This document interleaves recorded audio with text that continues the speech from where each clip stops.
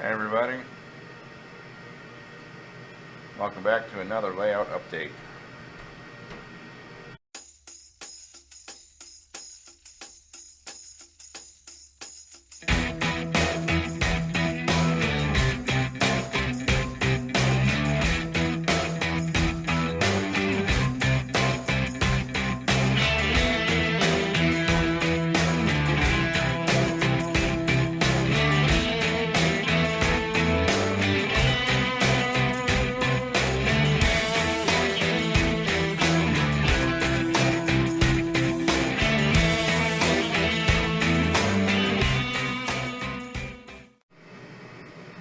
Here at the power plant I made some coal piles. Let me show you how I made these. So to make the coal piles I started with a piece of foam, a foam dome like this. Picked it up at Hobby Lobby. Got a bag of them for like $3 or $4. And then you just take this, you can cut it, carve it a little bit to make it look more like a pile. And then I painted it black, and then I poured coal over it from Woodland Scenics. I could have carved them a little bit more, because I could still see a little bit of roundness in some of them. But that could be fixed, that could be adjusted. I can still add more coal to it to give it more of a sloping pile look, but like this one here is not too bad. One that has the bulldozer there next to it. Overall, I don't think they turned out too bad. And this pad over here where this bulldozer is sitting, this is going to be a substation.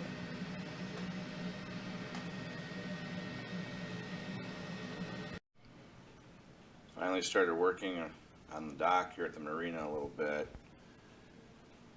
Got the ramp that takes you down from the parking lot and some of the support beams, but I still don't have the individual docks in there yet.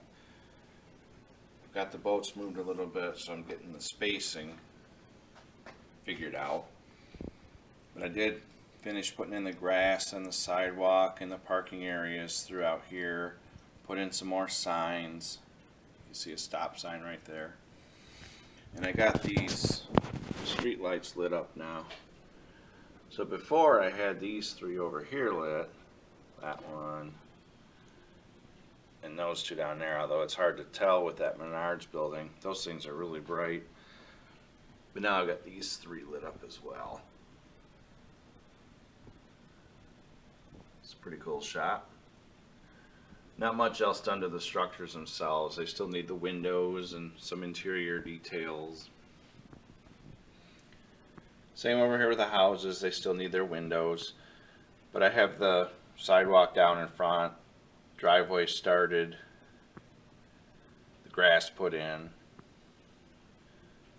Nice hedge right here and a small tree. So slowly starting to come together. There's a look down State Street.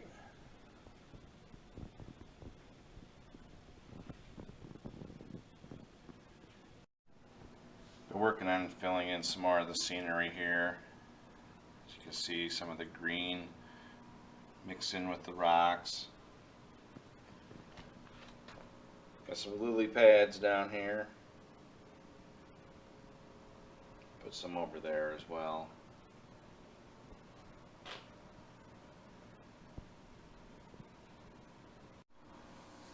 A little bit of progress over here in the Tawas side.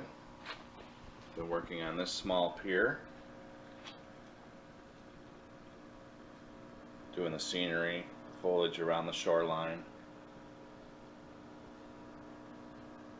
Putting in a little bit of sidewalk. A little bit more of the foliage here, like around that drainage ditch.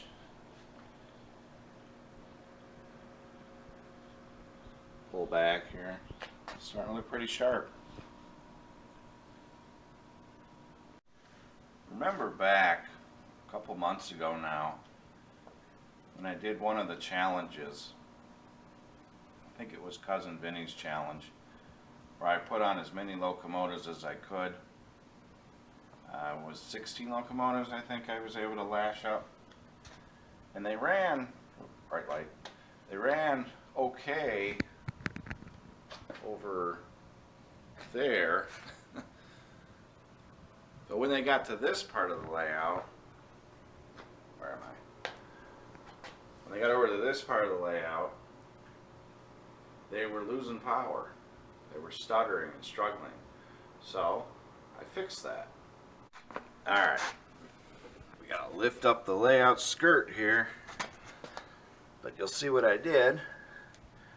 I added another Digitrax 210 booster under there. See, it's on right now. And I ran a 50-foot loco net cable under the entire layout, all the way over there to connect it up with the command station, which is right there.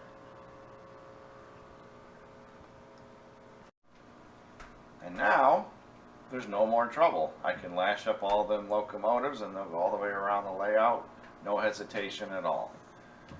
Overall, the trains are running much better since I've done that, so I'm really glad I finally bit the bullet and bought the booster, because I knew the layout needed it. And it's probably going to protect the decoders as well. I was getting a couple of shorts over on this side, down over on the other side here, when I was testing out a couple of my new locomotives. And it wasn't tripping the booster because it wasn't getting a strong enough signal over here. But now that there is a booster over here, everything is working much better and is much safer for the locomotives and the sensitive electronics. These are those locomotives here in question. I like these locomotives, but they're very finicky. All my locomotives handled the track very well, except these two. But I think I got most of the bugs worked out. But I think it's because of their long wheelbase. They're ST40-2s. Very nicely detailed. They run extremely smooth and quiet, but they're very sensitive on curves and some turnouts where they like to derail. And one minor derailment, one wheel off, is enough to short circuit the DCC system. So again, I'm glad I added that booster. That's going to help protect things just in case. But hopefully I've got most of the bugs worked out. It seems like track tweaking is a never-ending thing. Added a couple new auto racks. Got a CSX one here. And then I got this Bimax unit. This thing's pretty cool. If you get one of these, it does require a 22-inch radius or greater. I haven't been able to test that theory because my radiuses are 28 inches and higher, so it's worked just fine for me. The only gripe I have, well, two gripes actually, is the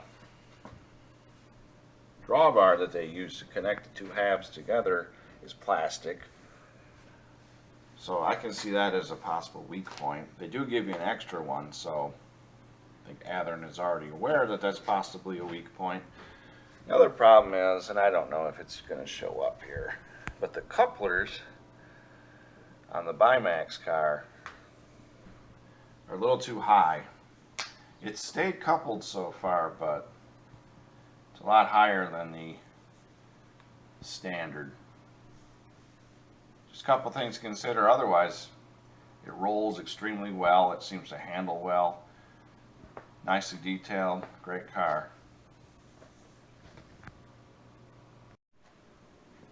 Take one last look over the area that I've been working on. Also been adding a little bit of sand down here in the quarry, so I'm starting to work in there as well.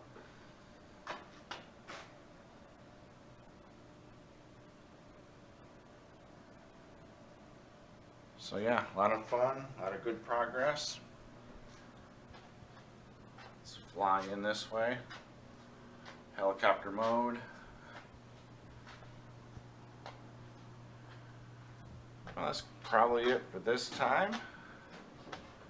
Weather's starting to get nicer outside, so I don't know how much work I'll be getting done on the layout over the next week or two, but hopefully a little bit of progress. Well, until next time, thanks for watching.